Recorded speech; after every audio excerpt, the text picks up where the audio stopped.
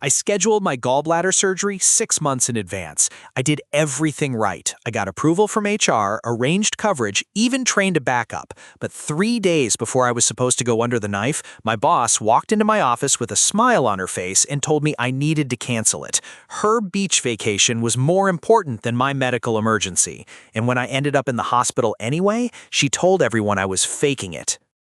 I've been a logistics coordinator at Henderson Supply Chain Solutions for 7 years.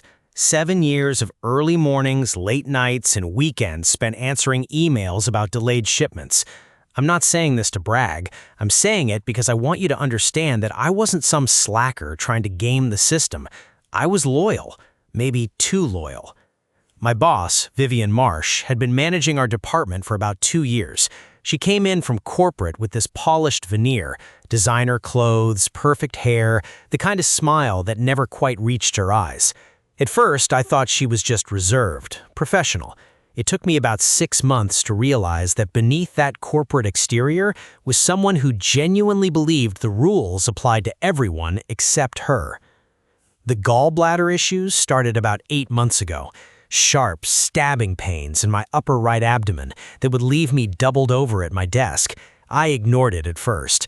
We all do that, right? Push through the pain, keep working. But eventually, the attacks got so bad that I ended up in the emergency room at 2 in the morning, convinced I was dying.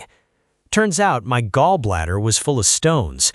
The doctor said I needed surgery. It wasn't optional. The attacks would only get worse, and there was a real risk of serious complications if I waited too long. I did everything by the book.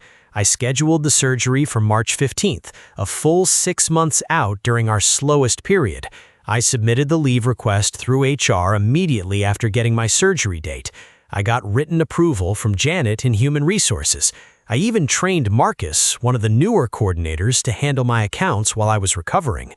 The doctor said I'd need about 2 weeks off for the laparoscopic procedure. Vivian approved my leave in writing. I have the email. She wrote, and I quote, "Approved. Take care of yourself and we'll see you when you're recovered." I thought that was the end of it. 3 days before my surgery was supposed to happen, Vivian called me into her office. She was sitting behind her desk, scrolling through her phone, barely looking up when I walked in. "Close the door," she said. "We have a situation." I sat down, already feeling that familiar knot forming in my stomach, and this time it wasn't my gallbladder.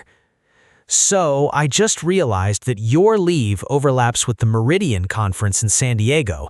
I'm presenting at one of the keynote panels, and I need you here to handle the department while I'm gone." I'm confused. My surgery's in 3 days. It's been approved for months. She waved her hand dismissively. I know, but this conference just came up on my radar. It's incredibly important for my career, our department's visibility. You'll need to reschedule." I stared at her. "Vivian, this is a medical procedure. I can't just move it around like a dentist appointment. The surgeon has a schedule. There's a whole surgical team involved."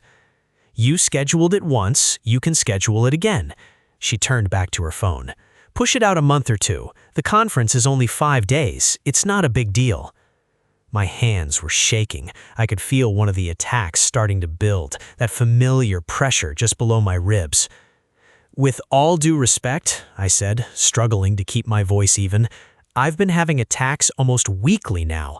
My doctor said waiting increases the risk of complications, pancreatitis, infection. I could end up in emergency surgery if I keep putting this off." Vivian looked at me like I just told her my dog ate my homework.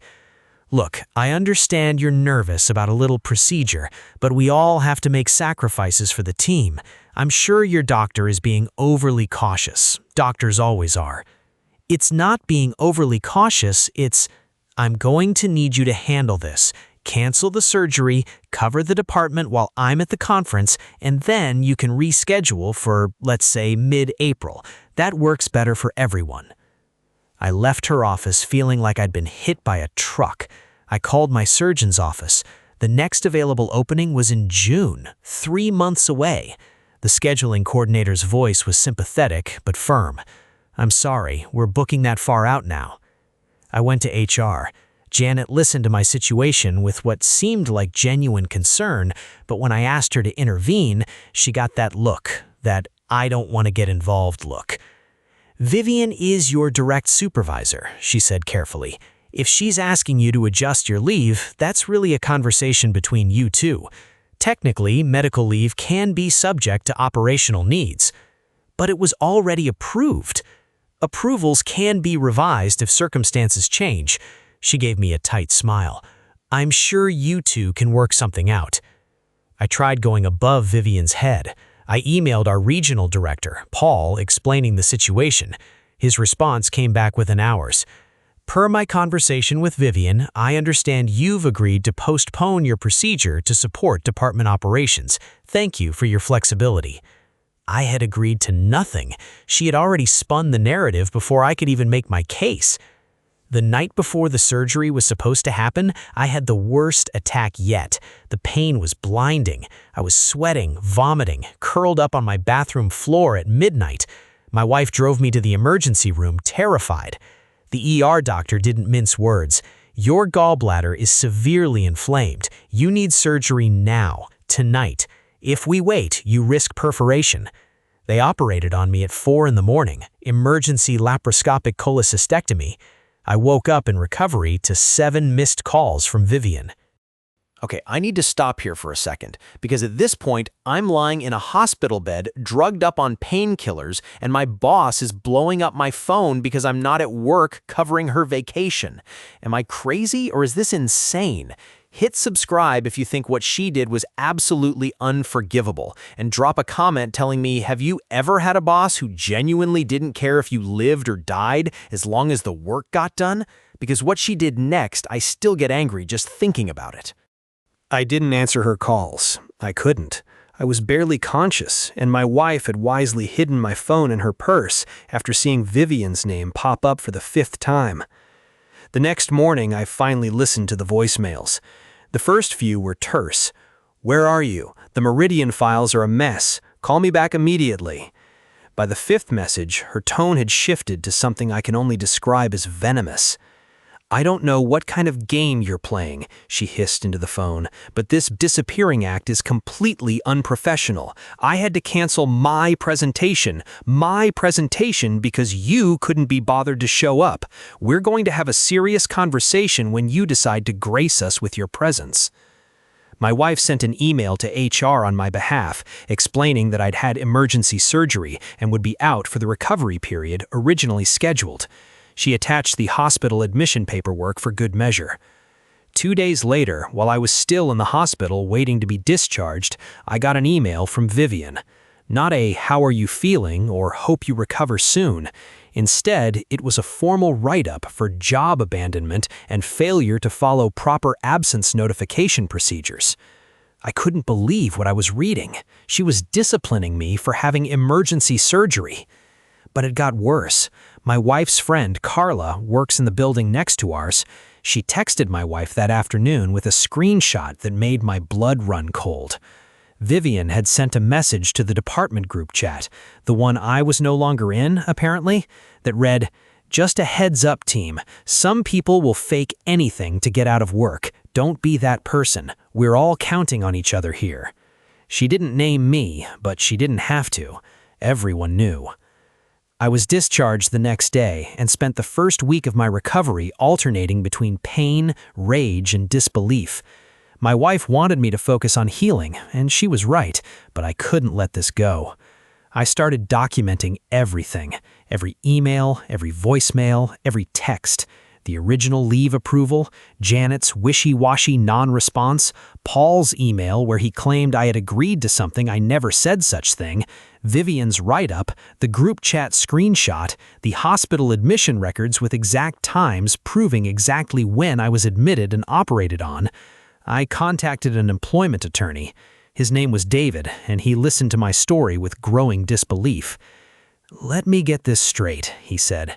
"You had approved medical leave. Your supervisor pressured you to cancel it. HR refused to intervene. You ended up having emergency surgery as a direct result of the delay. And now they're claiming you abandoned your job and faked being sick. That about sums it up, I said. He leaned back in his chair. This is textbook retaliation and interference with medical leave. You may also have a case for intentional infliction of emotional distress, given that she publicly implied you were faking a medical emergency while you were literally in the hospital. We filed a formal complaint with the Department of Labor. We also sent a demand letter to Henderson's corporate legal department outlining the violations and the documented evidence. The response was swift. Within 48 hours, I got a call from a senior VP I'd never spoken to before. His name was Richard, and his voice was carefully neutral. "We take these allegations very seriously," he said. "We'd like to meet with you to discuss a resolution." I brought David with me. The meeting was in a conference room at corporate headquarters, with Richard, 2 lawyers, and a very nervous-looking Janet from HR. Richard started by apologizing for any miscommunication that had occurred. I stopped him. "This wasn't miscommunication. I have emails, voicemails, and hospital records that prove exactly what happened. Your regional director told me I had agreed to cancel my surgery when I never said any such thing. Your HR department refused to enforce my approved leave, and your department manager publicly accused me of faking a medical emergency while I was recovering from an operation that could have been avoided if I hadn't been forced to delay it." The room was silent. David laid out the documentation piece by piece. The approved leave, Vivian's demand that I cancel, Janet's deflection, Paul's false claim, the write-up, the group chat screenshot, the hospital admission records with exact times. Richard's face got progressively paler with each document. In the end, here's what happened. The write-up was expunged from my record. I received a formal apology in writing from the company. They agreed to cover all medical expenses related to my surgery, including the emergency procedure that my insurance had only partially covered because it wasn't the originally scheduled operation. Vivian was terminated. I wasn't there when it happened, but Carla told my wife that she was escorted out by security, crying about how unfair it all was. Apparently, she tried to claim that I had manipulated the whole situation to make her look bad. No one bought it. Paul was demoted and transferred to another region. Janet kept her job but was put on a performance improvement plan. I got a settlement. I can't disclose the amount, but it was enough that I could take some real time to recover, not just from the surgery, but from the whole ordeal. The stress, the anxiety, the feeling of being gaslit by people who were supposed to have my back. I went back to Henderson after my recovery. Some people might ask why I didn't just leave. Honestly, I thought about it, but I'd given 7 years to that place, and I wasn't going to let Vivian's cruelty drive me out. I wanted to stay and prove that I belonged there, not because of her, but in spite of her. The new department manager, a guy named Trevor, couldn't be more different. On his first day, he pulled me aside and said, "I read the file. What happened to you should never have happened. I want you to know that as long as I'm here, your health comes first." I almost cried. After everything I'd been through, basic human decency felt like a revelation. Sometimes I wonder what would have happened if I hadn't ended up in the emergency room, if I just white-knuckled it through, delayed the surgery, covered for Vivian's conference. Would the stones have caused permanent damage? Would I have ended up with pancreatitis, sepsis, something worse? I try not to think about it too much. What I do think about is this. No job is worth your health. No boss has the right to tell you that their vacation matters more than your surgery. And if anyone ever puts you in that position, document everything, get legal help, and fight back. Thank you so much for watching. If this story resonated with you, if you've ever had a boss who treated your health like an inconvenience, please hit that like button and subscribe. It really helps the channel grow, and it means I can keep sharing stories like this one. If you have your own workplace horror story that you want to get off your chest, drop it in the comments or send it to me directly. Your story might be featured in the next video. Until then, take care of yourselves. And remember, your health is never negotiable.